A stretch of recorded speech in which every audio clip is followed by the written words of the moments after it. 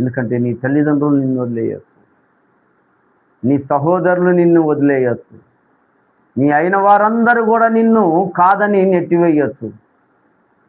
కానీ దేవుడు మాత్రం నిన్ను నెట్టివేయడు. ఎందుకంటే నీ జీవితం ఎంతో శ్రేష్టమైనది. దేవుని దృష్టికి నీ యొక్క జీవితం అంతా కూడా ఎంతో అమూల్యమైనది. ఆ యొక్క జీవితాన్ని వ్యర్థం చేసుకోవద్దని ఆయన నీకు తోడుగా ఉంటూ ఆయన యొక్క మహిమను నీ మీద కుమ్మరిస్తాడు. ఆయన యొక్క శ్రేష్టమైన మార్గాన్ని నీ మీద కుమ్మరిస్తాడు. చూడండి, రోమపత్రిక 11వ అధ్యాయము 29వ వచనంలో చూసినట్టయితే, ఏలయనగా దేవుడు తన కృపావరముల విషయంలోనూ పిలుపు విషయములోనూ